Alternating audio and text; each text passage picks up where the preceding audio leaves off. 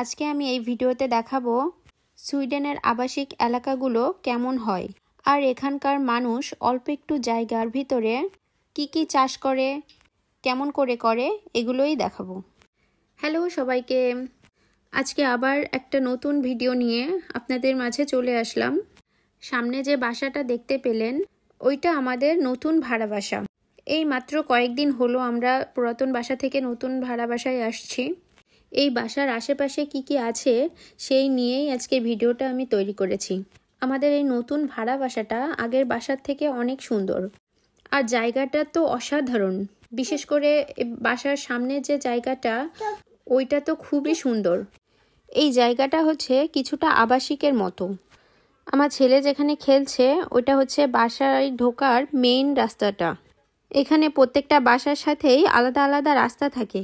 আর যে জায়গাটার কথা বলছিলাম সেটাই হচ্ছে এই জায়গাটা, ছোট্ট একটা মাঠের মতো। এখানে সব বাচ্চারা খেলা করে। এই আশেপাশে যত বিল্ডিং আছে সেখানে যত বাচ্চারা আছে সবাই এখানে এসে খেলা করে। আর খেলার জন্য এখানে বিভিন্ন খেলার জিনিসও রাখা আছে, যে যার ইচ্ছা মতো খেলা করে। আর আমরা আগে যেখানে থাকতাম সেখানে পার্ক ছিল, তবে এরকম ছিল না। ওই জায়গাটায় বয়স্ক মানুষরা একটু বেশি থাকতো। আর এই নতুন জায়গাটা ওই পুরাতন জায়গার থেকে একটু খোলামেলা। তবে আমরা এখানে এসেছি মাত্র 4 মাসের জন্য। 4 মাস পরে আবার অন্য কোথাও চলে যেতে হবে, অন্য আরেকটা নতুন জায়গা। আসলে সুইডেনে বাসা ভাড়া পাওয়া একটু কঠিন ব্যাপার। এখানে সেকেন্ড হ্যান্ড বাসাগুলো মাত্র 1 বছরের জন্য দেয়। 1 বছর পরে আবার নতুন বাসা খুঁজতে হয়। তবে যদি ফার্স্ট হ্যান্ড বাসা পাওয়া যায় তাহলে যতদিন খুশি ততদিন থাকা যায়। কিন্তু সুইডেনে ফার্স্ট হ্যান্ড বাসা পাওয়া একটু কঠিন। অত সহজে ফার্স্ট হ্যান্ড বাসাগুলো পাওয়াই যায় না, কারণ ফার্স্ট হ্যান্ড বাসা পেতে হলে অনেক বছর অপেক্ষা করতে হয়। আর যে কোম্পানির মাধ্যমে ফার্স্ট হ্যান্ড বাসাগুলো পাওয়া যায় সেখানে ইয়ারলি কিছু টাকা পেমেন্ট করতে হয়। তারপর অনেক বছর পরে নিজের সিরিয়াল যখন প্রথম দিকে চলে আসে তখন ফার্স্ট হ্যান্ড বাসার জন্য অ্যাপ্লাই করলে সেই বাসা পাওয়া যায়। আর এই সিরিয়াল প্রথম দিকে আসতে প্রায় 12 থেকে 15 বছর মতো সময় লেগে যায়। তবে জায়গা বুঝে সময়টা এদিক সেদিক হতে পারে। বিশেষ করে আমরা যে এলাকায় থাকি এই এলাকা বা এর আশেপাশের এলাকাগুলোর ভিতরে ফার্স্ট হ্যান্ড বাসা পেতে এই প্রায় 15-16 বছর টাইম লেগে যায়। এইদিকে আমার ছেলে খেলা করতে করতে সেই চাষের জায়গায় চলে গেছে। ভিডিওতে ছোট ছোট খোপ মতো যে জায়গাটা দেখতে পাচ্ছেন এর ভিতরেই সবাই চাষ করে। আর এই ছোট্ট একটু জায়গায় চাষ করার জন্য জমি লিজ নিতে হয়, তার জন্য বছরে টাকা দিতে হয়। তবে টাকার পরিমাণটা আমি সঠিক জানি না। এইটুকু জমির জন্য মনে হয় 1000 করোনা বা এরকম সামথিং কিছু একটা হবে। এখানে যে ছোট ছোট খোপ জায়গা দেখতে পাচ্ছেন এর ভিতরে শসা, স্ট্রবেরি, ব্লুবেরি, রাসবেরি, তারপর সুইডিশরা যেসব সবজি টবজি খায় ওইগুলোই সম্ভবত চাষ করা আছে, আমি সঠিক জানি না। আর এই যে বড় বড় পাতা এগুলো এক ধরনের সবজি যেটা সুইডিশরা অনেক পছন্দ করে।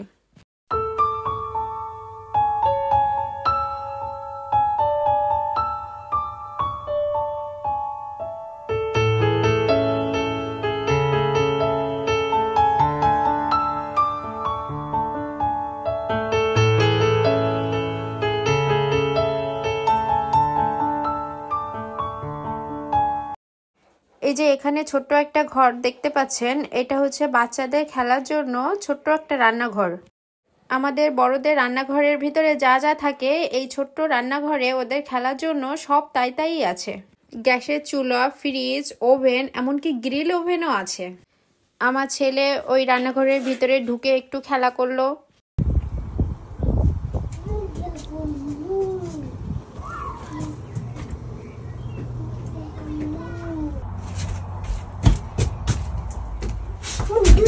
Wow. মা উঠেছে। এই মা উঠেছে। হ্যাঁ না বলে থেকে জানি কামড়ে পে পড়ে যাব। ওই যে ট্রেন যায়।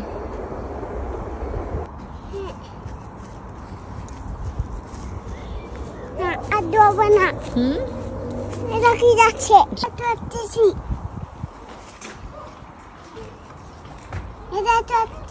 চলো এটা চটছি। গাছ দেবো। তারপর আমরা ওখান থেকে বেরিয়ে আমাদের বাসার সামনে রাস্তা দিয়ে হাঁটছিলাম। আসলে এই জায়গাটা বিকালে বাচ্চাদের নিয়ে সময় কাটানোর জন্য অনেক সুন্দর একটা জায়গা, আর অনেক খোলামেলাও পরিবেশ।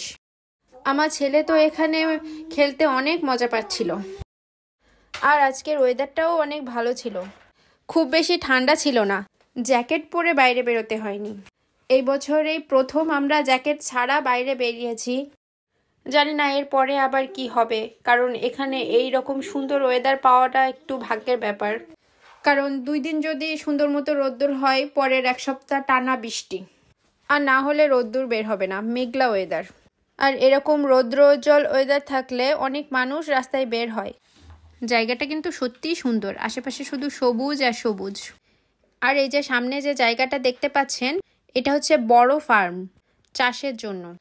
ওই জায়গার ভিতরেও সবাই ছোট ছোট জায়গা লিজ নিয়ে চাষ করে। আমি যখন এই প্রথম এই জায়গাটা দেখেছিলাম তখন ভেবেছিলাম নার্সারি হবে, কিন্তু পরে জানলাম যে ওই জায়গাটা চাষের জায়গা। এই যে সাদা ফুলটা দেখা যাচ্ছে, এই ফুলটা থেকে এই সাদা সাদা তুলোর মতো বাতাসে উড়ে বেড়ায়। আর এইটা অনেকের প্রচণ্ড অ্যালার্জি থাকে সুইডেনে। দেখুন টোকা দেওয়ার সাথে সাথে কেমন নিচে পড়ে গেল, আর এইটা বাতাসে অনেক আকাশে উড়ে। আর এটা হচ্ছে জঙ্গলের রাস্তা। সে আমাকে বলছে, মা এদিকে আসো, আমি জঙ্গলে যাব। কি আছে?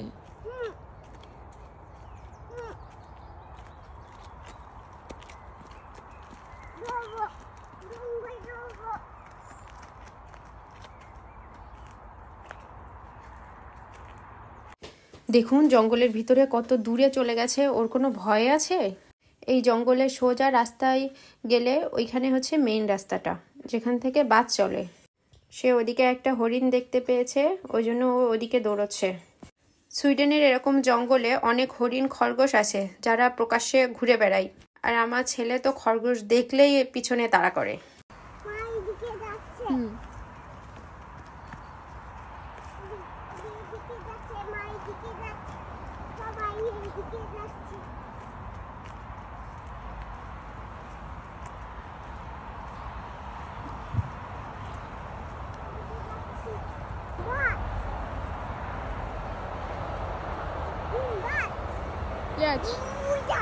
দুইটা বাস, চলো।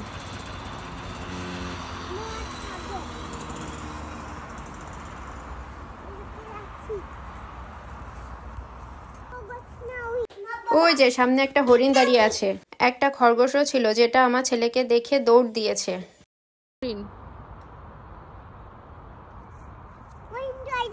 হরিণ চলে যাচ্ছে, চলো জঙ্গলের মধ্যে যায় না।